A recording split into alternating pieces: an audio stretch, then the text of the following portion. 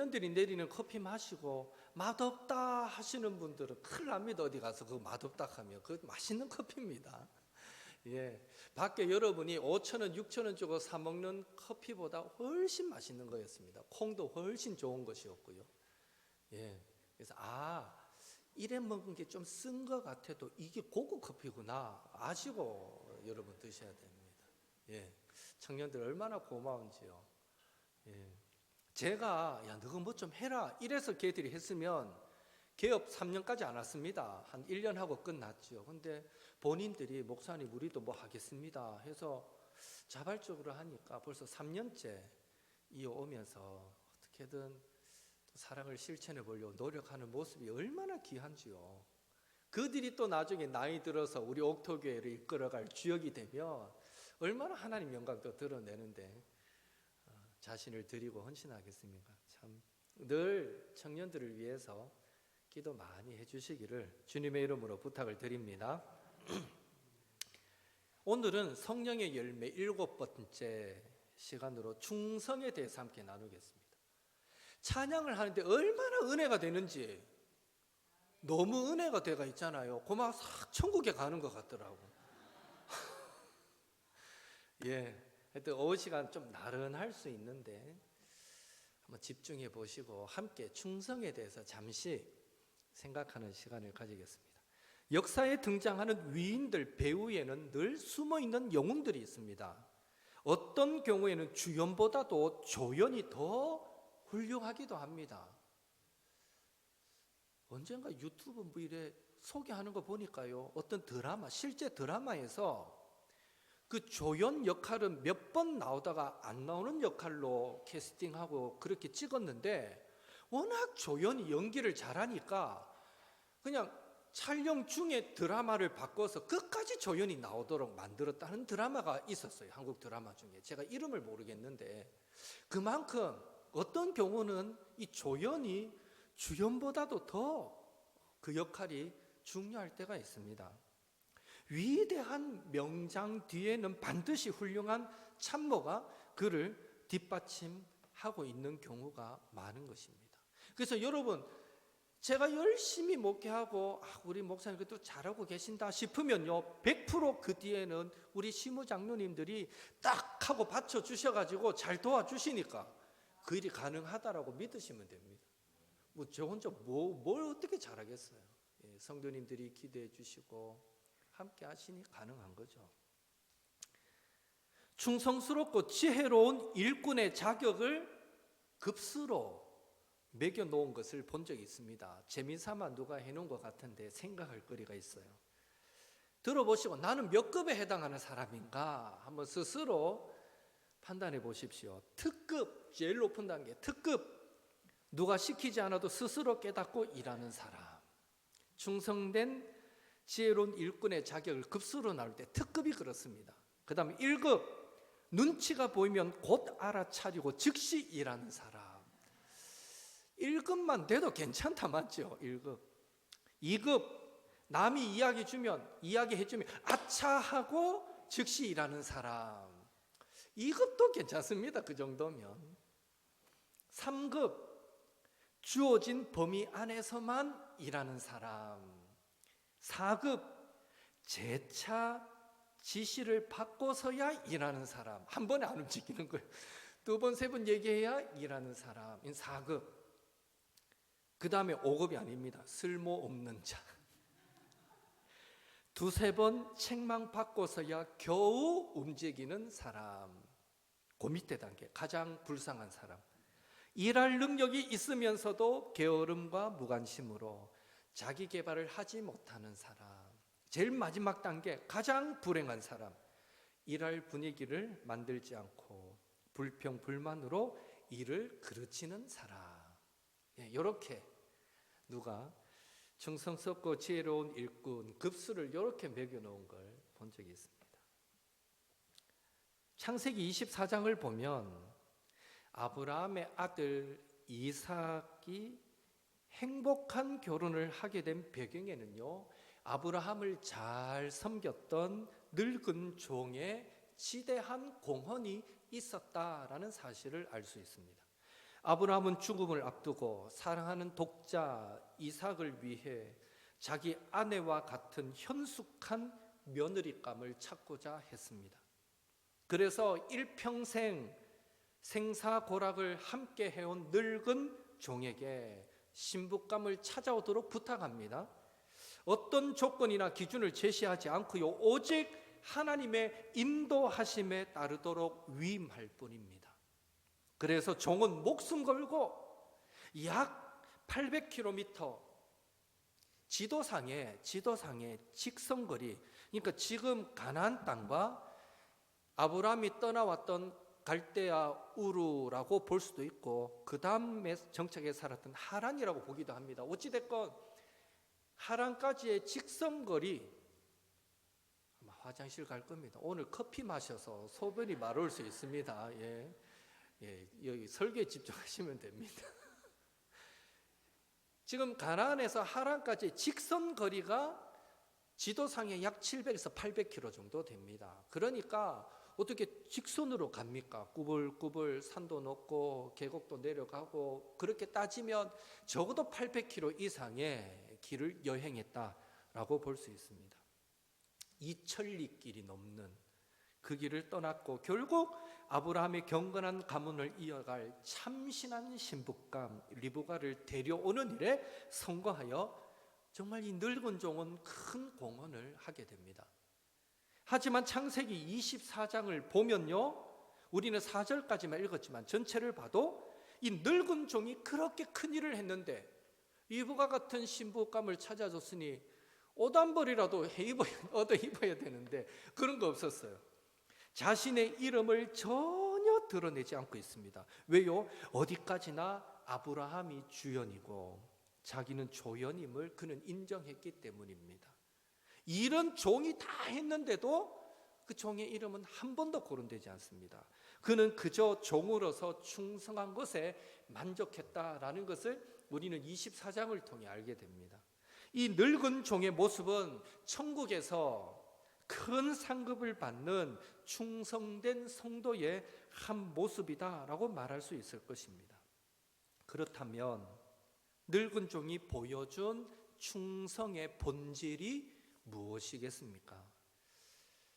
크게 한 4가지로 말씀을 드리는데, 첫째, 충성이란 주인 중심으로 헌신하는 것입니다. 아브라함의 종은 아브라함의 허벅지 아래에 손을 놓고 시키는 대로 하겠다고 맹세합니다.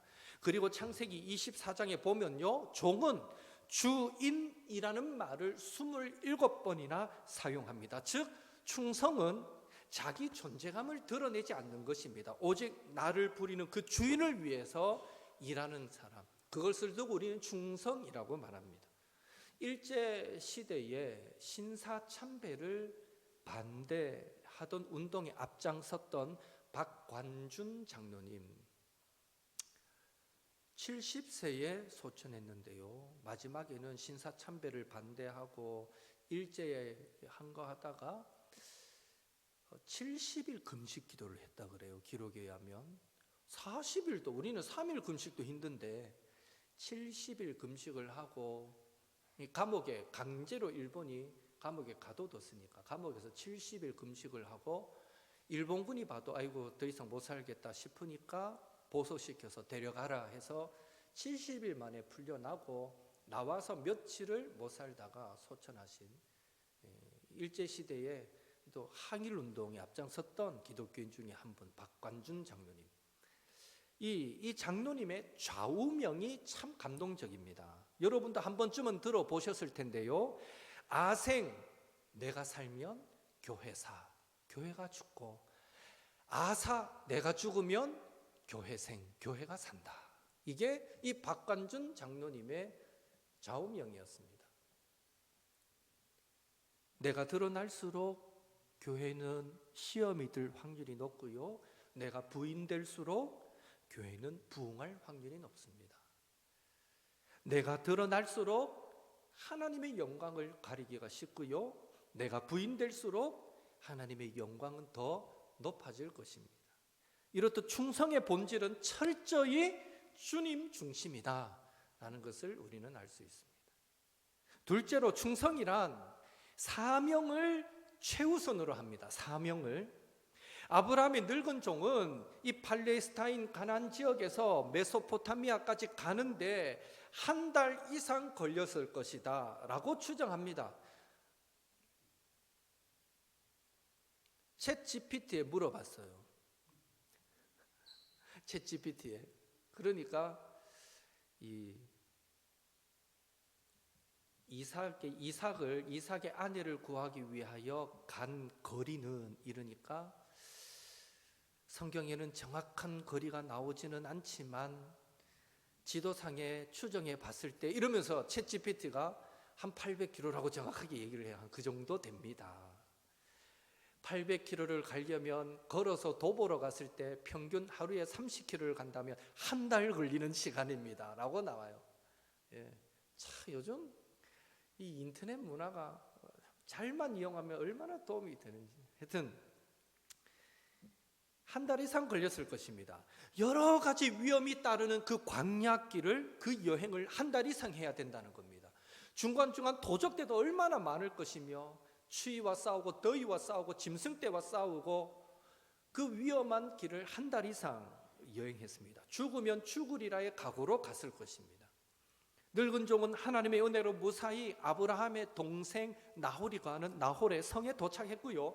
그 성의 한 우물가에서 리브가라는 여인을 만났습니다. 그리고 그녀가 보였던 그 친절함에 이 여자다 싶어서 곧바로 그녀의 집으로 찾아가서 그녀의 오라버니, 그녀의 아버지와 함께 대화하며 자초지정을 설명하고는 결혼시킵시다 청혼을 하게 됩니다.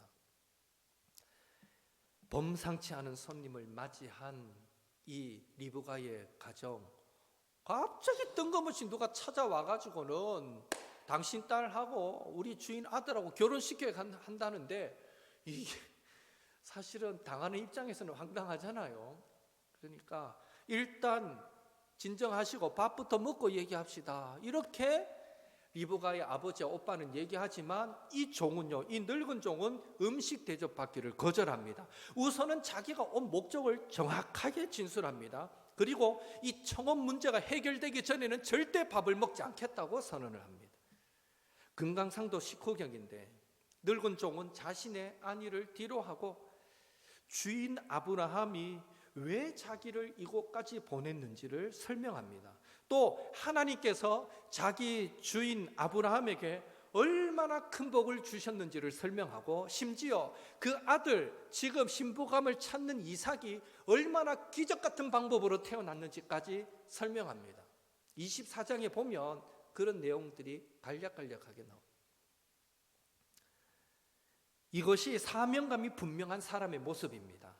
늙은 종은 사명 완수하는 것 외에는 다른 것에는 아무 눈길도 주지 않습니다.